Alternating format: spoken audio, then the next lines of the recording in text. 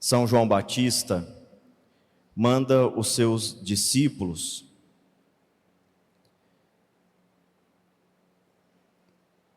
perguntarem a Jesus se ele é o Messias. O Evangelho passa por esta aparente dúvida. Esse trecho do Evangelho passa essa aparente dúvida. Parece que João Batista não sabia que Jesus era o Messias, mas ele sabia. Só que os discípulos que não sabiam, eram os discípulos que precisavam ter um encontro com Jesus. Eram os discípulos que precisavam ser encaminhados para Jesus, a Jesus. E é por isso que aqui nós ouvimos João Batista apontar para Jesus, depois de tudo estar confirmado, e dizer: eis o Cordeiro de Deus que tira o pecado do mundo. É o Messias que veio para resgatar o homem dos seus pecados, das suas misérias. E a primeira coisa que eu gostaria que nós entendêssemos é justamente isso. Quando nós olhamos para o Messias, quando nós olhamos para todo o trabalho que Jesus teve, desde a sua encarnação até a sua morte e ressurreição, o próprio trabalho, o próprio sacrifício de se encarnar, de vir morar conosco, é para essa finalidade, para nos salvar. Tudo o que ele fez foi para esta finalidade. Deus não precisava acrescentar em nada na sua glória e na sua majestade. Deus não precisava acrescentar em nada na sua felicidade, no seu poder, porque tudo nele é pleno e infinito. Portanto, tudo que ele fez foi por nós, não foi para si, foi por nós.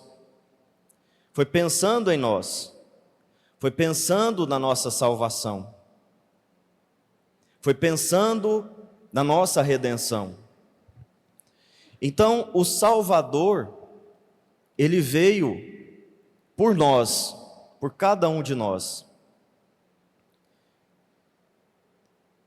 E quando nós afirmamos, como o homem moderno tem afirmado, que não há pecado para ser redimido, que não há imperfeição a ser corrigida,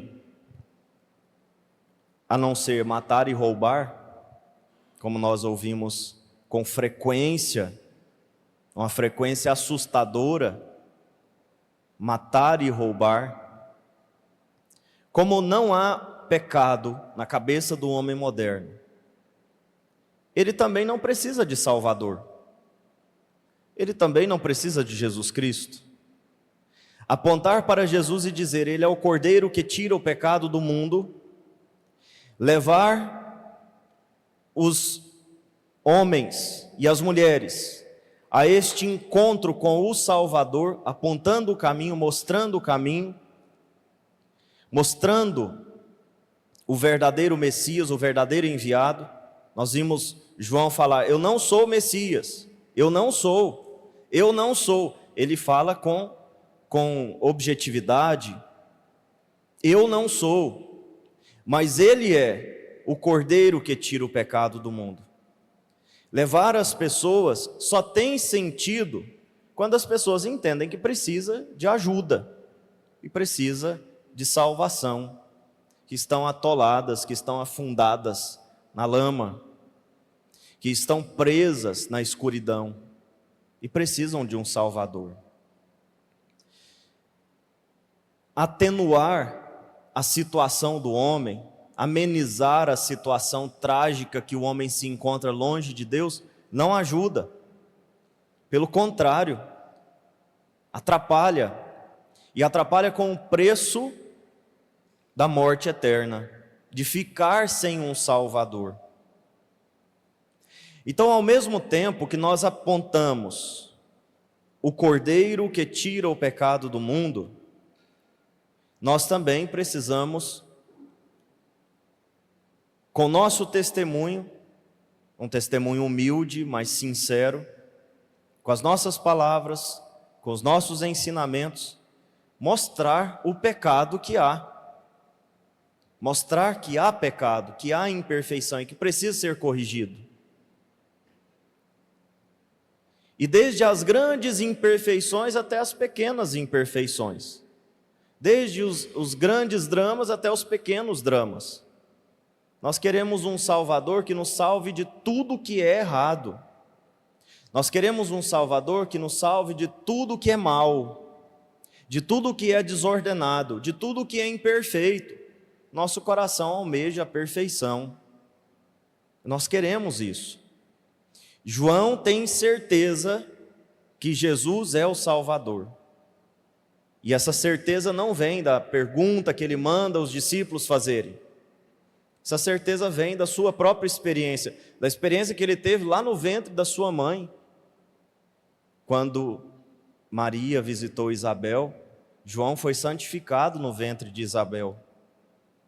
Ele dá testemunho, não só porque os discípulos trouxeram a notícia, de fato ele está fazendo coisas extraordinárias, não só porque Jesus é manifestado, né, quando o anjo, aliás, o anjo não, o Espírito desce como pomba, né, e revela que ele é o Messias, ali no momento do batismo.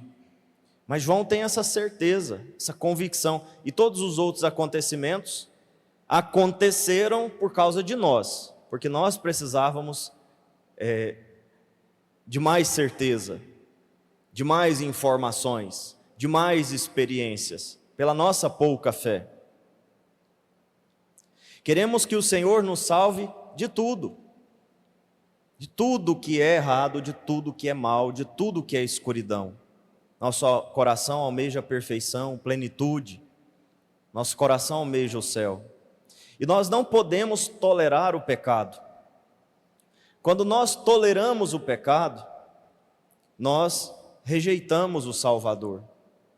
Quando nós toleramos o pecado, claro, nós toleramos o pecador, né? Nós acolhemos o pecador.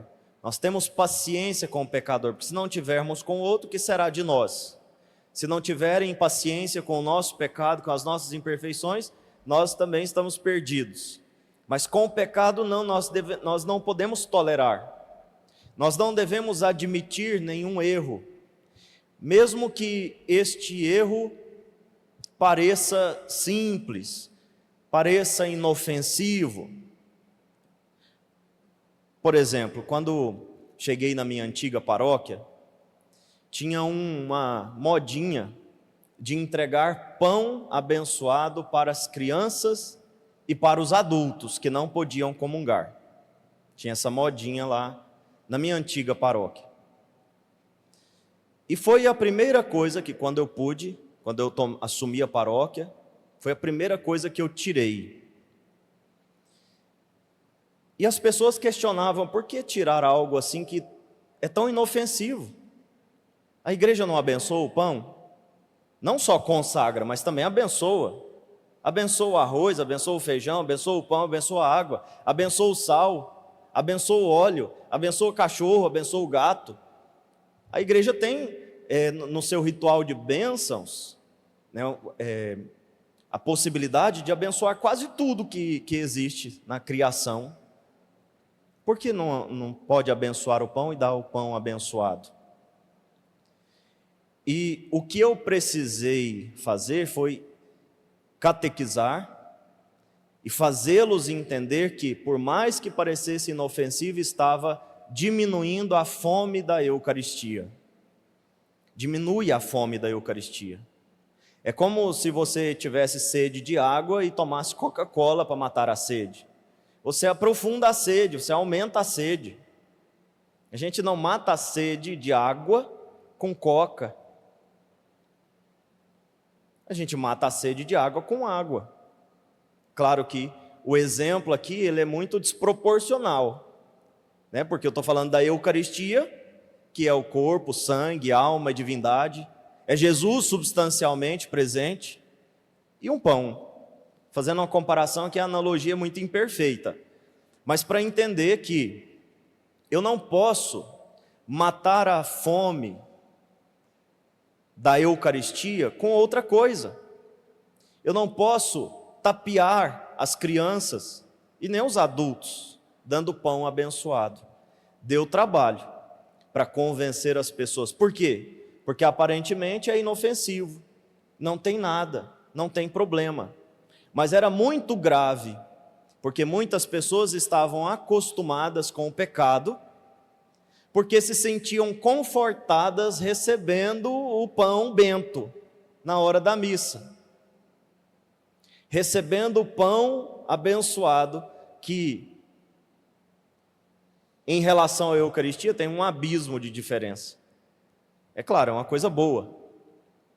Só que a gente também precisa entender que até coisas boas podem nos tirar do foco.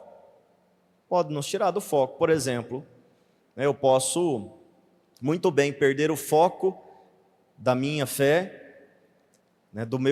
da minha caminhada, com os bens materiais.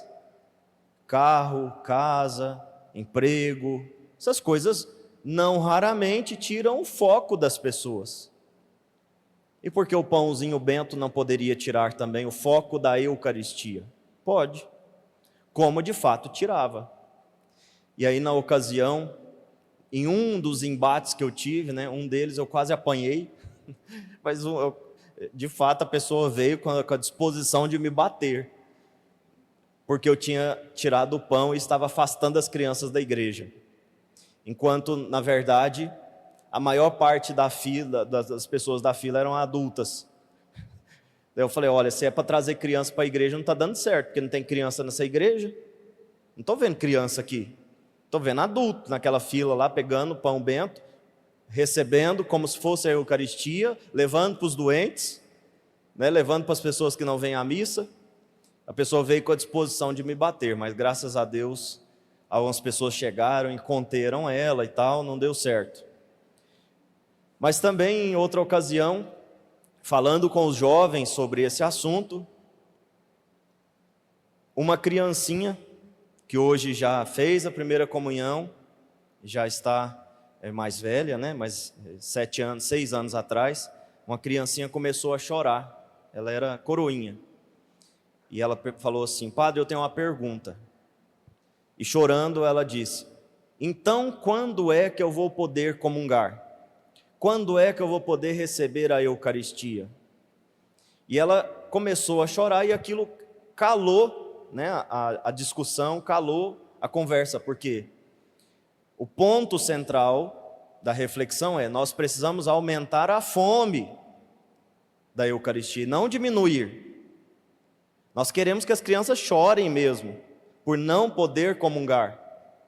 E também os adultos, que estão em situação de pecado e não podem comungar. Queremos que eles chorem de amor à Eucaristia, porque aquele choro é testemunho, aquele choro é salutar, aquele choro revela que a pessoa sabe muito bem o que ela está perdendo, quem ela está perdendo. E ela tente, com a graça de Deus e com o esforço pessoal, resolver a situação. E é isso que acontece. Quando a gente aumenta a fome da Eucaristia, as pessoas dão um jeito, elas dão um jeito, elas vão atrás. Se é casal de segunda união, vai atrás da nulidade, tentar resolver através da nulidade matrimonial. Se é um casal que está amasiado, vai atrás do casamento. Se é um adulto, um jovem, que não fez a primeira Eucaristia, passou de hora, corre para fazer a catequese, para poder comungar. Se é alguém que está em pecado, vai confessar. E se é a criança, que não pode por causa da idade, fica ali, perseverando e esperando o dia de receber a comunhão. Veja, nós queremos que o Senhor nos salve de tudo, inclusive desta situação. Não queremos viver na escuridão, nem um momento sequer. Não podemos nos acostumar com isso. Eu dei um exemplo para vocês de como um pão abençoado pode trazer, veja, parece um contrassenso, né? Parece até uma contradição, mas como um pão abençoado pode levar a uma série de erros na comunidade, quando a comunidade não está bem consciente do que está acontecendo. É claro, né? Se existisse aquela convicção profunda que há uma diferença entre o pão e o pão abençoado e o pão consagrado, tudo bem, não faria problema, mas não há essa convicção. Os católicos não acreditam na Eucaristia direito, acreditam mais ou menos. Então nós temos esse problema, a gente tem que ter esse olhar, que é um olhar que João Batista tinha. Eis o Cordeiro de Deus. Apontar para Jesus, apontar para a verdade, apontar para o certo, para aquilo que é correto. Mesmo que isso cause transtorno, discussão, ameaças, beiço virado, a gente precisa apontar para aquilo que é certo. Esse é o nosso trabalho. E se nós deixarmos de fazer isso, ou se nós não deixarmos de atender a esse apelo de João, buscando o Salvador, significa que nós olhamos para a nossa história, para a nossa vida, para as nossas atitudes e definimos: não preciso fazer nada, já estou salvo, não preciso de Salvador, não preciso corrigir a minha vida, não preciso mudar nada. E isto, meus irmãos, é o tiro fatal que nós damos em nossa alma, em nossa vida espiritual. Se fizermos isso, com certeza a nossa condição final não será a melhor. Santo Agostinho ensina que quem não progride, regride. E as pessoas que deixam de procurar a santificação, a conversão, deixam de procurar o Cordeiro de Deus que tira o pecado do mundo, e portanto, aquele que vai resolver os nossos pecados, as nossas falhas, as nossas imperfeições, essas pessoas, elas tendem a sempre progredir para o pior, portanto regredir. Não sejamos assim. Estamos nos primeiros dias do ano, primeira missa do Sagrado Coração, primeira missa votiva do Sagrado Coração. Vamos pedir ao Senhor que coloque em nosso coração o seu coração, um coração dócil, um coração amável, um coração disposto a fazer o que é certo, a fazer o que é correto, nos mínimos detalhes. Resolver o pecado, aqueles que são grandes, aqueles que são pequenos, ou pecadão, pecadinho, as imperfeições, de modo geral, nós queremos ser santos para o Senhor. Vamos pedir essa graça a Jesus. Louvado seja o nosso Senhor Jesus Cristo. Para sempre